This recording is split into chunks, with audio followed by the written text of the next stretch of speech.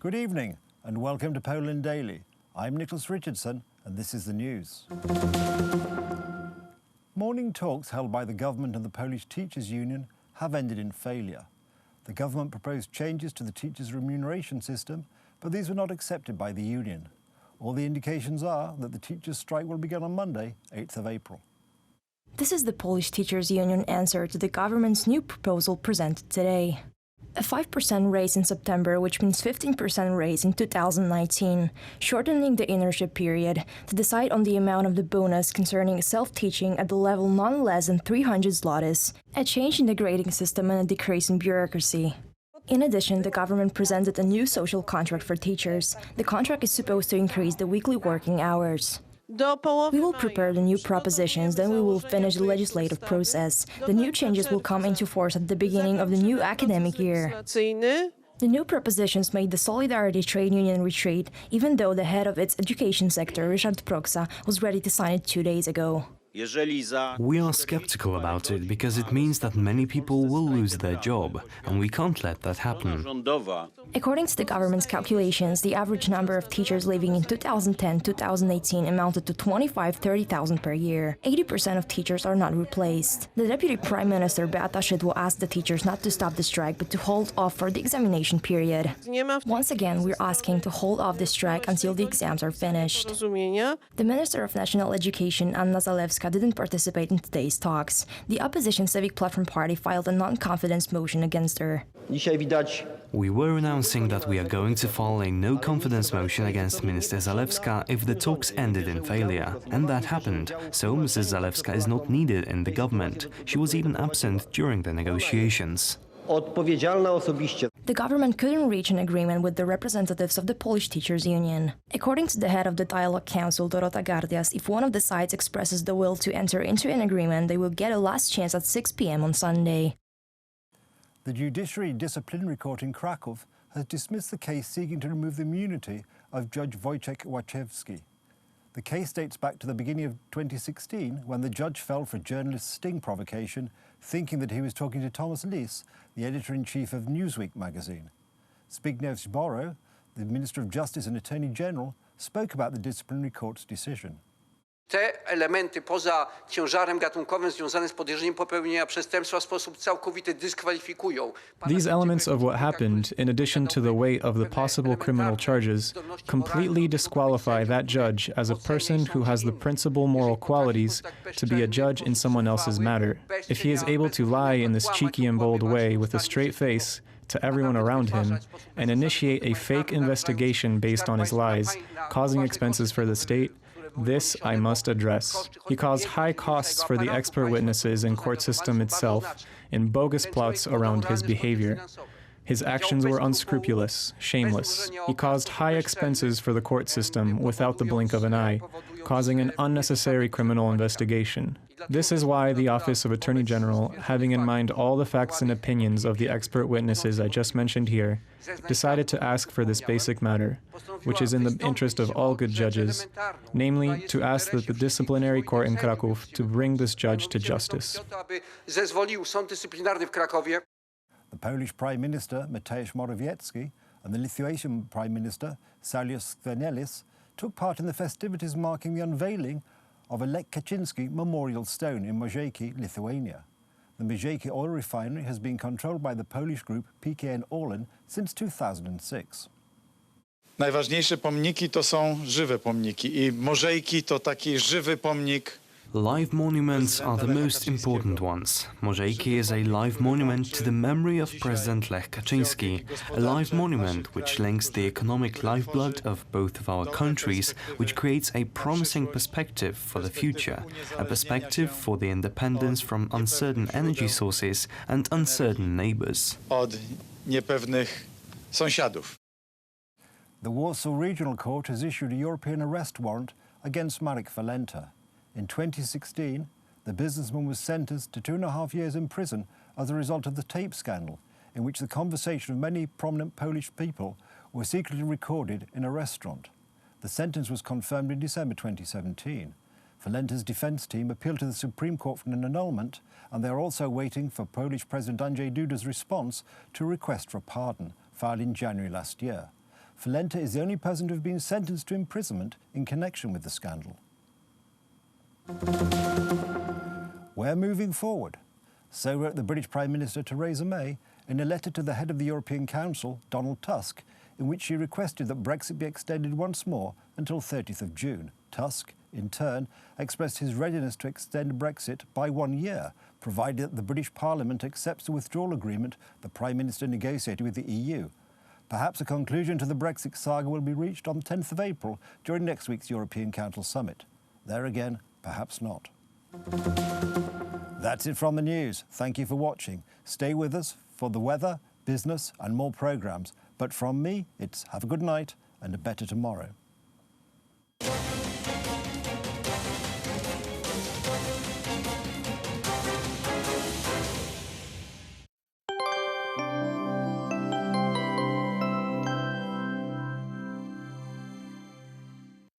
Good evening, I'm Paulina Otterstein and welcome to Poland Daily Weather.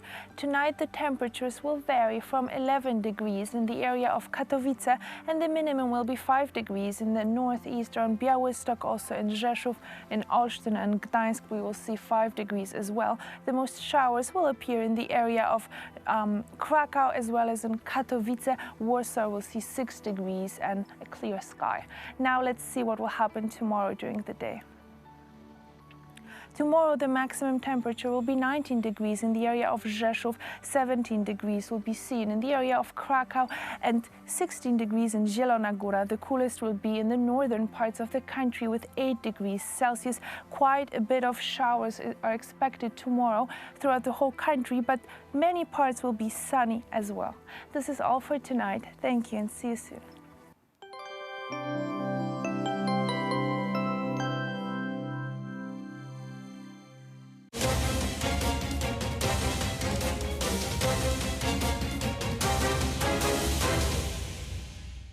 This is Poland Daily Business, and we are on Katowice European Economic Forum. Our guest is Mariusz Szpikowski, CEO of Polskie Porty Lotnicze of our Polish airports. Welcome, sir, to our show. Thank you for coming. Good morning. We're here at 10 a.m., I guess, so that's why I say good morning. That's right, but we will broadcast this today a little bit later. Sir, the topic of the day is Central Airport in Poland. This will be somewhere between Warsaw and Łódź. And why Poland needs a new huge airport? Poland needs to revise its business objectives. So basically, when we're talking about the central hub, it's just not only the airport, but it's the railway crossing, the roads, and everything in one place. And most of all, it's one airport city integrating Warsaw and Łódź. And this is the most important topic. But first of all, by constructing the airport, as we're talking about it, Poland will be on the main commercial routes across Europe, and not only Europe, but we're going to get on the main roads up to Far East and to the East, and also based on our strong ethnic movement, we are also going to connect with USA, Canada, then with the north side of the globe. And as you know, and I don't need to convince you on that, I guess, once we are on the main routes, we take all the commercial and business benefits out of it. So basically, we are switching from being the passenger donors, from transferring the money earned in Poland out to foreign hubs and outer hubs, to the model in which foreign passengers come to Poland and travel via Poland to their destinations in the world. And so it means money earned elsewhere will be spent in Poland. And not only by the passengers of the airlines, but also remember there need to be facilities just to operate on that traffic. So we're going to need hotels, we're going to need some exhibition centers, we're going to need logistics centers, and as of today, we're totally out of the business in terms of cargo. It goes through Germany And when we're talking about the country like Poland, with its central geographical location, we definitely have a great potential just for cargo to be operated through a Polish hub. What is the size of this investment in terms of money? As of today, the estimation is it's going to be approximately 35 billion of Polish zlotys. It's going to happen over the next 9 years, but I guess that I do believe every single zloty invested in it will come back to us because it's a commercially viable enterprise. So we believe that economically it makes perfect sense, and not only by the airport itself, as I've said, not only by the railway center, road center, but also in terms of the impact on the economy that it's going to have. So, new railways, new airports, new links, new highways connecting two cities and also this part of Europe. Lots of money on it, and we expect that Poland will gain passengers and traffic from other countries. That's summarize the needs of this investment. Yes. First of all, I would say that for the first time in history, once the communism collapsed in Poland, we do have a strategy. So it means we do have a plan, because the commercial, it's not only, I would say, central hub program is a strategy, and that needs to be stressed. So according to this strategy, we're gonna adapt our railroads systems, and most of Poland, in terms of demographic centers, in terms of major cities, will be connected with the central hub, and everybody will be able to gather within 2 hours, which is not possible right now. So currently passengers from regional airports fly to their destinations all over the world through German hubs or French hubs, or from the outer hubs. Right now they will fly from the central hub, but first they're going to get there by rail, and that's what's innovative in it. Final question: when this will be opened? When you expect the ribbon cutting ceremony? The schedule as of now says it's going to be 2027, because as you remember, in Poland and in Europe, according to the regulations and due to the regulations, a lot of paperwork is required. And first of all, what I want to stress, this investment needs to be very well prepared. We're talking about not just a new investment. We're talking about the investment that's going to be totally new, totally innovative, and that's why it's going to have competitive advantage over the existing hubs out of Poland. Thank you very much, sir. Very interesting initiative, and we will definitely follow the fates of this investment, hopefully from the beginning to the end. Mr. Mariusz Pilkowski, CEO of Polskie Porty Lotnicze, or PPL, was our guest. Thank you. Thank you very much. And please watch us next time.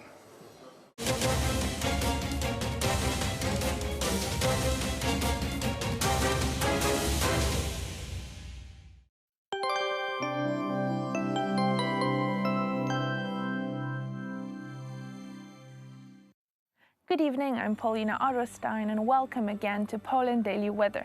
Let's see what will happen tomorrow during the day in Poland.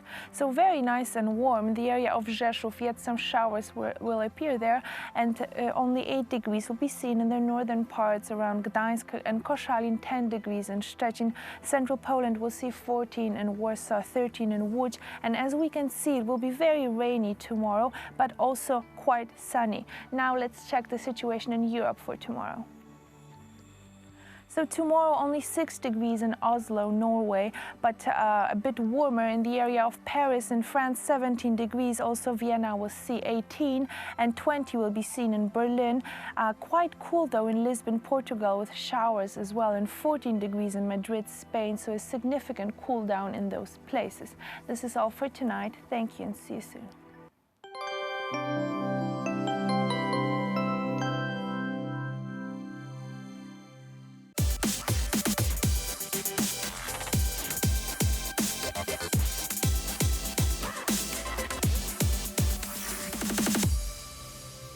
The Scouting Association of the Polish Republic was founded on the 12th of February in 1989. At present, the Scouting Association has over 15,000 members. It is an associate member of the Confederation of European Scouts. The Scouting Association is a public benefit organization that was established in 1989. It aims to continue the traditions and educational thought of several generations of Polish Scouts. The roots of the ZHR, or the Scouting Association, date back to 1980, when the Circle of Scouting Instructors was created. Andrzej Malkowski gathered together independent environmental scouts and instructors. The Scouting Association of the Republic is a community of friends, children, youth, and adults who, based on Christian values, through Scout leaders, work on themselves to help others. They seek adventure and pursue other elements of the Scouting life that educate a person to find a life full of happiness, to be responsible for oneself and for one's fellow citizens, and to take on the challenges of the modern world.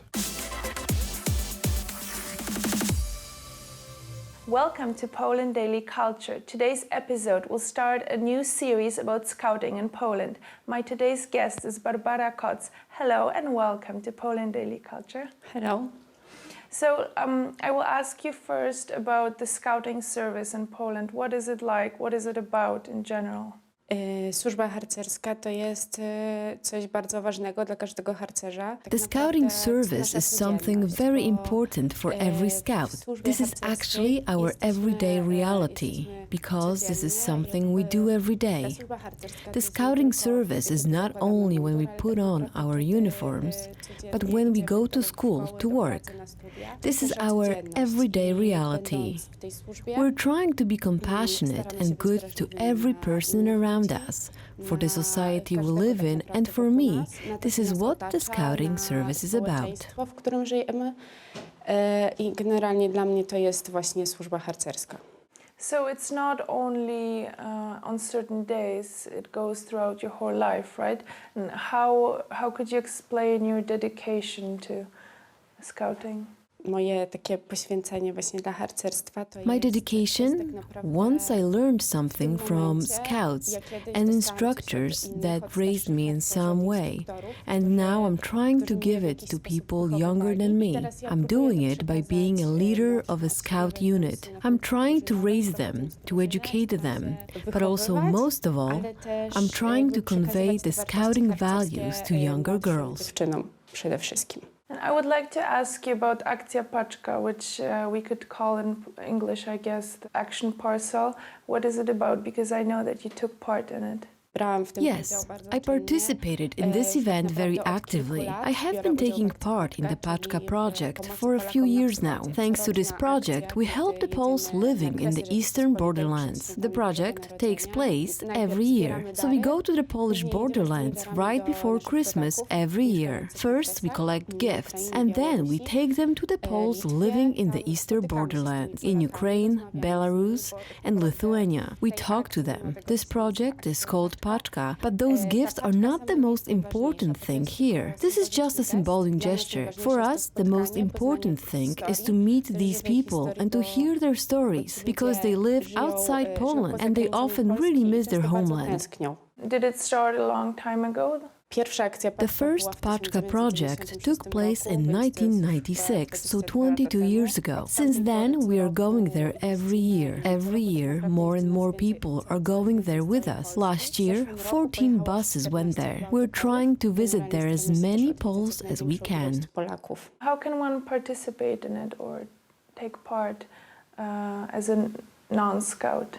Każdy może się zaangażować w tą akcję. Everyone can get involved in this project, for instance, by donating. We often collect things in stores, schools, so anyone can help. Anyone can give them something, even a Christmas card. Z życzeniami dla Polaków. During Holy Mass on World Youth Day in Krakow, Pope Francis announced that Panama would be the next host for a world meeting of Scouts. A meeting in the Southern Hemisphere was a distant target for the ZHR scouts from Poland. The president of Panama, appreciating the involvement of ZHR in medical security, invited their representatives to meet.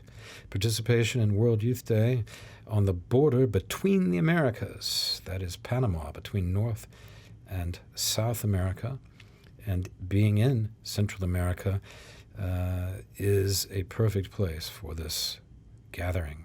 The entire Polish scouting organization, in particular the Scout Volunteer Ambulance Service, are preparing themselves for this event. And how do people feel about it? Or maybe especially those people who receive the food and the things they need? These meetings surely are full of emotions.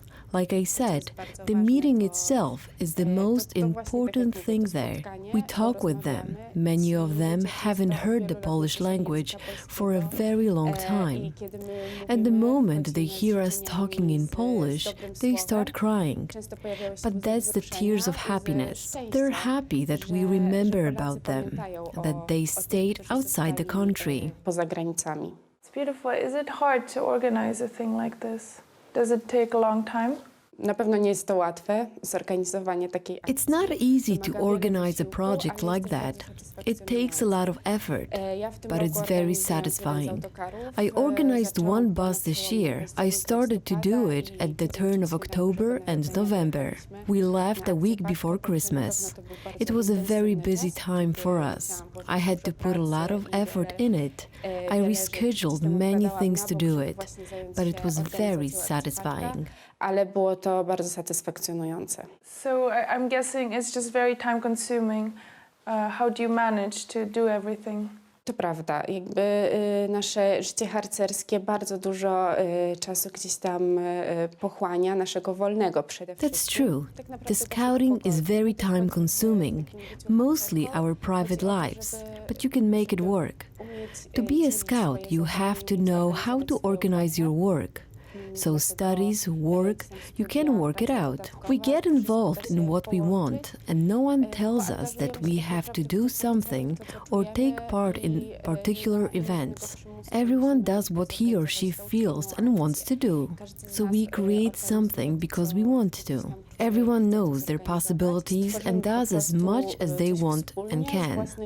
They know how much time they have and they make it work. Na tyle, na ile może i poświęca tego czasu odpowiednio do swoich innych zaangażowań. Because I know that scouts go camping a lot. What is it like when you go camping? To chyba jest najwspanialsze wyjazdy. These are the greatest trips ever, for me at least. We have a 3-week camp in the forest near lake in July. We can get to know the nature better out there, but also we can spend some time together with our scouting values every step of the way. These are the best trips in my life. We have also the weekend trips. We go everywhere in Poland, so we can go sightseeing, climb mountains, pretty much everything. This is something that describes us. Every trip is different. I jakby każdy wyjazd jest inny.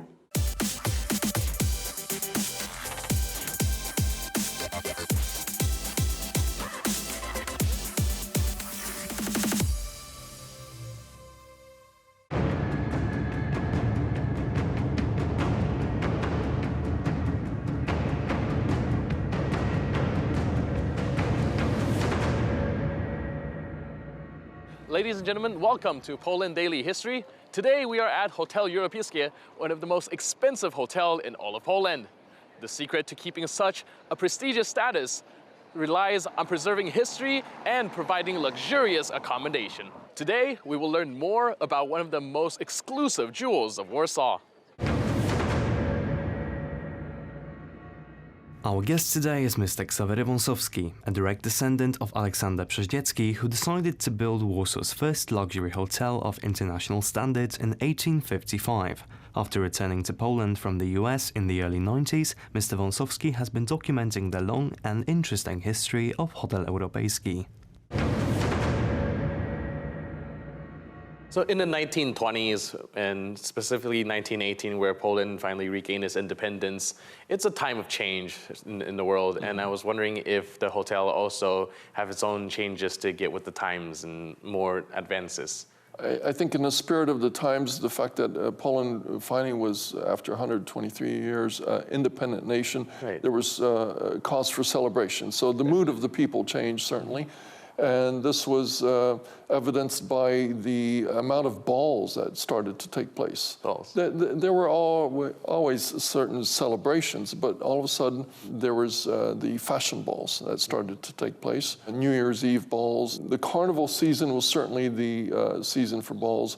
The Hotel Europejski, being the most elegant hotel, had the space and the people that certainly for generations that had been coming to fill its ranks, the actors or the journalists or the people from the military also came here often.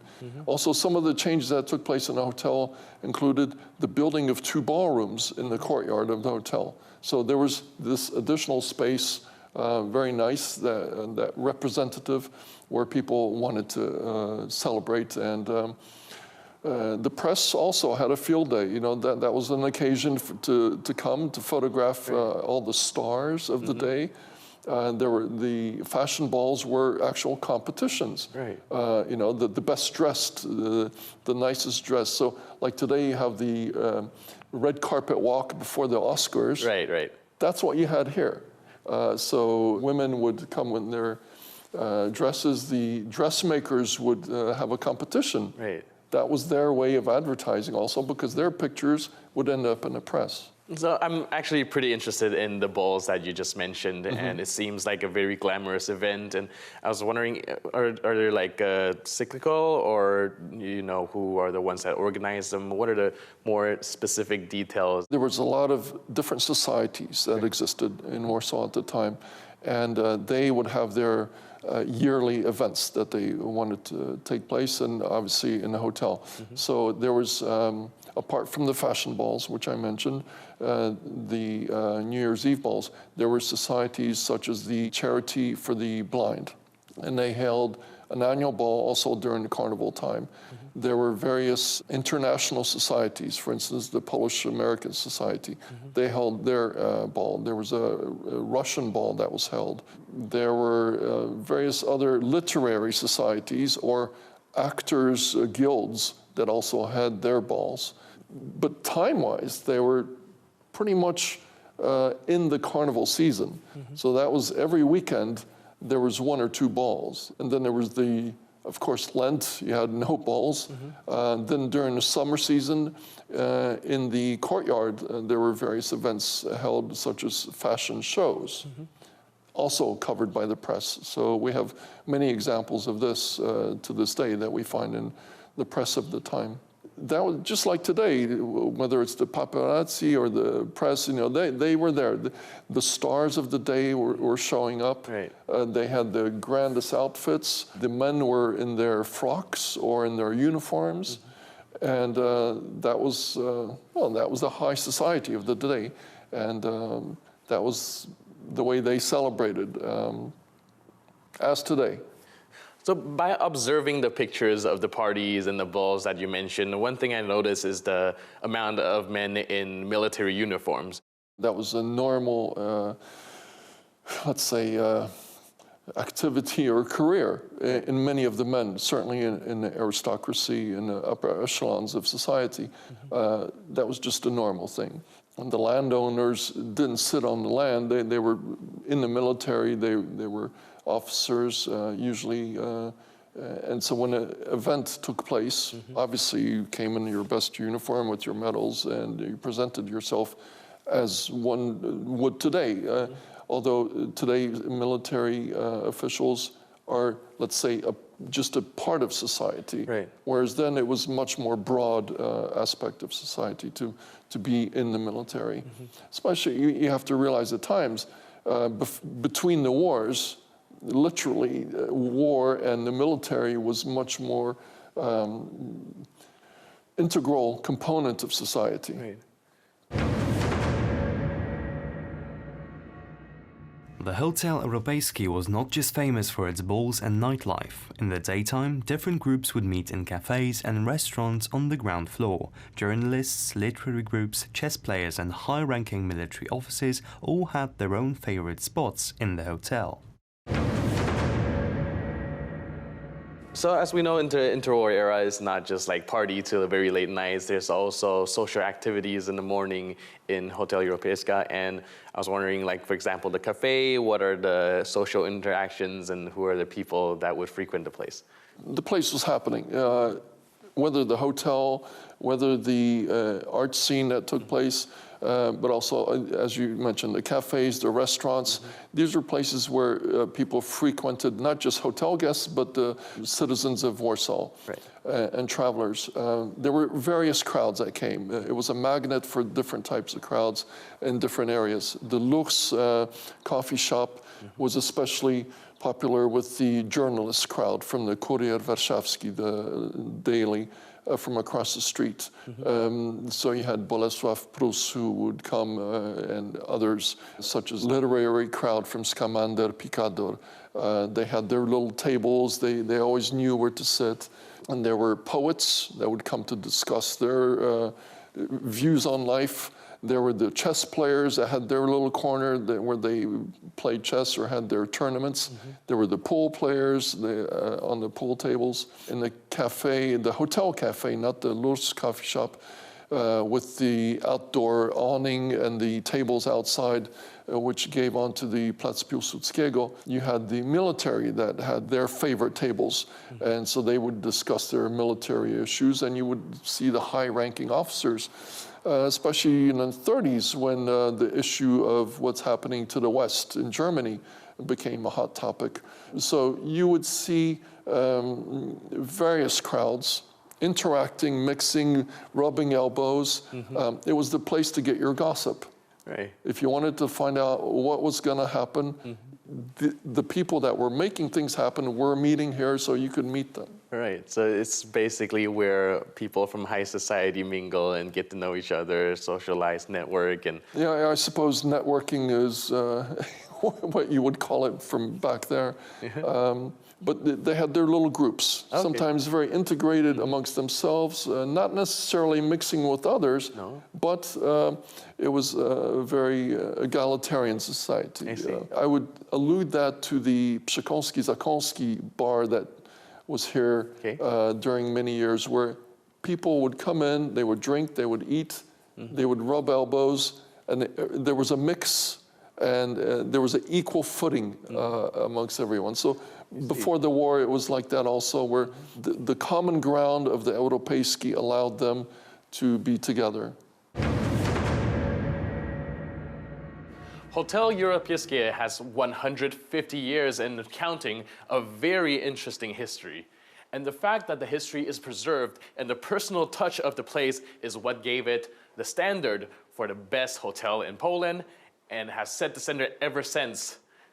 I'm your host, Benjamin Lee. I'll see you next time on Poland Daily History.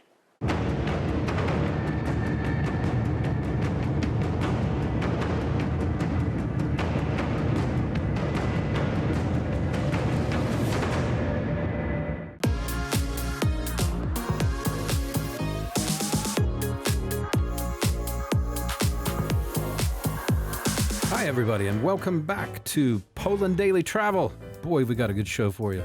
The sun is shining, and we will be going over to Praga, the district of Warsaw, which is on the eastern bank of the Vistula River.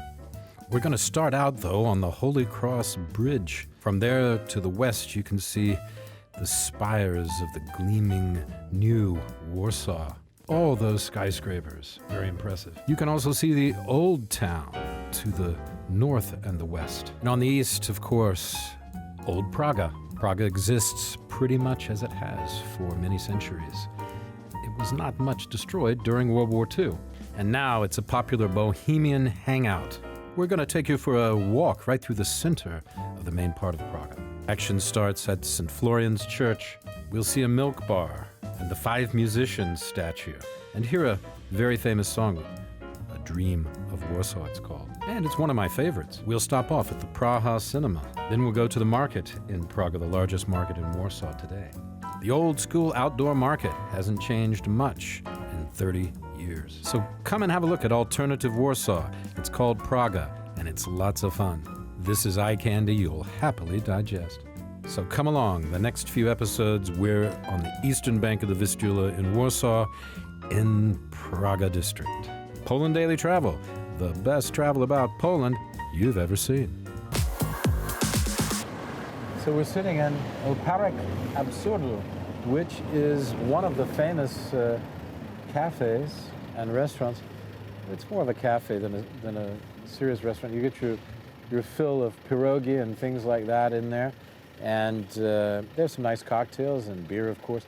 It's a popular place. It was one of the first places to open on Zamkowska Street.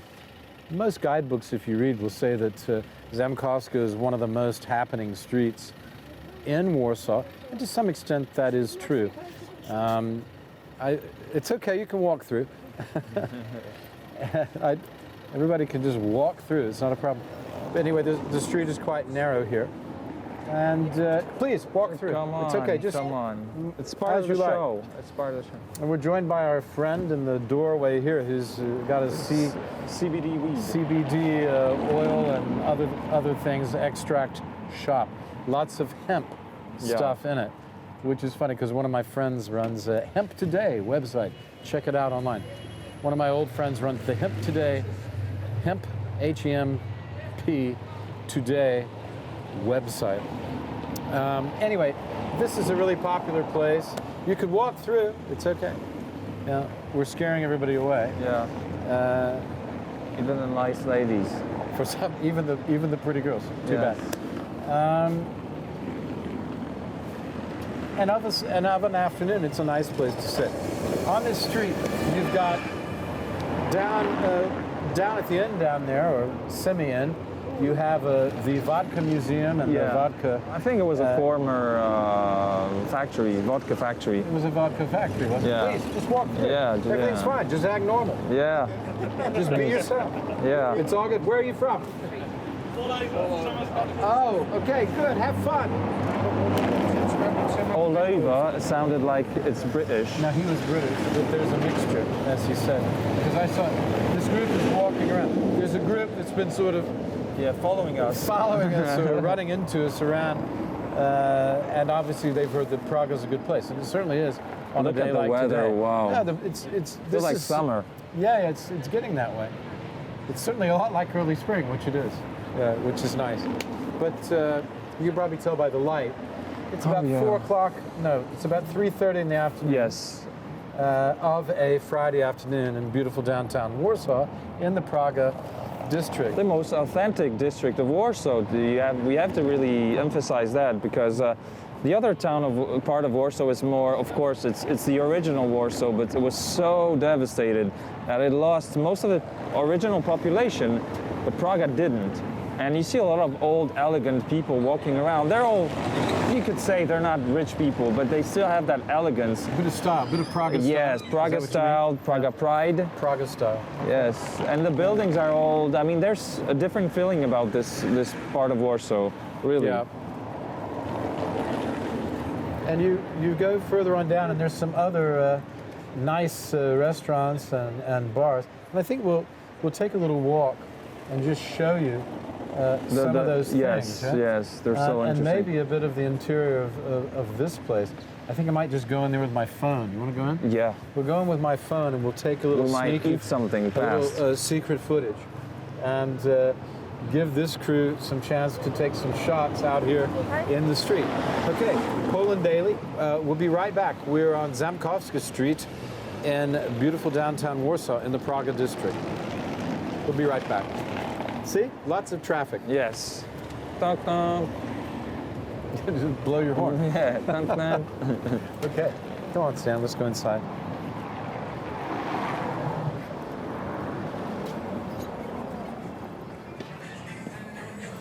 Wow. I had no idea. We're getting shorter let's in do Praga, the Stan. squats. We're getting the shorter. Squats. Yeah. We have to do it. exercise. Yeah. We've been walking a lot, and now we are doing. We're exercising. We are doing exercise because our legs are tired from all this walking. That's correct. At any rate, behind us is the answer to all our problems. It's the vodka factory. Well, it's no longer a vodka factory, but it does house, if you've been watching Poland Daily, it does house a very nice vodka museum. And if you like vodka, that's the place to go. We're not going to go today, but if you watch Poland Daily, there is a series of episodes from Poland Daily Culture, but done by Paulina Otterstein, who was with us in some of the episodes in Praga in the last few days that you've watched. She went to the vodka museum, and apparently it's very interesting, especially if you like vodka. Yes. So, what else is about this place? Well, I can tell you that it was probably a vodka factory before the war. And you could see the typical 19th century. This building wasn't destroyed. Yeah. And that's what's the beauty of Praga, is that you have a lot of things like that. You feel like you're in a time capsule again. But this one is from before the war. And in the meantime, in the 90s and early 2000s, there used to be a lot of very nice clubs here. And as a youngster, I'm still young, but I used to party much more. I would go to those places, and you would have. A teenager. Yeah, I look like a teenager because I drink a lot of olive oil, my friend. You drink a lot of olive oil? Yes, yes. Oh. That's my secret. Note to self. Yes. Drink a lot of olive oil with lemon. Anyways. With lemon. And sea salt. Sorry. I always do note to self on my hand. Yeah. That's much more practical. Physical memory. I'm exactly, it out and it's good. It goes into the veins and the blood, and then to my brain. Exactly. And I forget it immediately. Yes. Yeah. Anyway, so I used to go here. It was a lot of fun, a lot of very interesting clubs. Why? Because they were not like this kind of modeled after some New York, like a franchise of a typical club of techno or something. These were real artists that were fashioning the interiors. And it looked really extravagant, but in a good way. So I have a lot of good memories, also some food fairs I like to eat. So I used to come here. Yes. Yeah, I noticed you got a bit of a spare tire No, there. so I'm not doing this because I look like I'm fat, but that's why I'm keep my stand straight and pretend that you're still exactly. No, I'm not fat. I'm sorry, I'm not. No, you're a pretty skinny guy. Yeah. And anyway, we have walked a bit down Zamkowska. We've been, we've seen some of Praga. There's still more interesting things like the Soho factory, which is modeled on the loft sort of concept of Soho in New York. Exactly. There is the embassy district called Saska Kempa. There's the Starzhinsky Park. It's not time to go to the park yet because the flowers are not out. You can see all the trees are still bare, but it will be soon. And boy, there's a lot to see in Warsaw and all of Poland when the flowers start to bloom and the trees are out and full of blossoms. And it becomes really a very green city and a green country. Yes. It's quite fantastic. Yeah. 10 more years and this place is going to be incredible. Yeah. Praga is going to be incredible. I hope the city mayor has a plan for this area, because if they build like on the other side of the Vistula, just offices and stuff, this is the only place you could actually preserve anything that is left from the real pre-war Warsaw. So it could end up being like a living museum in a way. Yeah, well, but better than not a museum, exactly. but a real yes, exactly, a theater. A theater. A lot of artists are actually moving into these areas, and so I hope. Seeking more of a bohemian. Yes, but the other side is the pursuit of wealth. It's the city of Warsaw. It's like it's a lot of money. You could see all those skyscrapers, and for me, I come from a family. There's no skyscrapers on this side. No, there's not zero. Yeah. I come from a family which half of it is from the Warsaw pre-war, and you don't see much people from Warsaw in Warsaw. The only people from Warsaw you could see is actually in this area of Warsaw. Sure. That's why it has this specific, atmosphere. Flavor. All those elegant old people. Yeah. They're not rich here, but they have a sense of pride. And, you know, the other side of Warsaw is generally the Warsaw, the old Warsaw, but it's losing its soul. It's getting, of course, there's a lot of activity in Warsaw. The city is incredible, but if you want to see something really original, really like the Warsaw of the pre-war Warsaw, come to Praga. Yeah, so it does exist. And we talked about an earlier episode, the first episode talking about Praga. In fact, in this series, we went to the bridge and we stood there and said, this bridge divides Warsaw, the reconstructed Warsaw, the burgeoning modern Warsaw, from the existing old school Warsaw, which is being redone, refurbished in its own way. Quite a contrast to the other side of the river. I want to thank Stan Jegliński, who's a good friend and a good man, for being here. Thank you for having me here today. It's been a great pleasure, Stan. You could join us on TV here. And when I say us, I mean the crew, not me alone, but the crew, and because without them, we couldn't do this. So thanks for watching. It's Poland Daily. Why do we do it? We do it for you. Okay, let's do some more exercises, I think. Yeah, oh, that's good. Oh, yeah, good. Stay tuned. Poland Daily.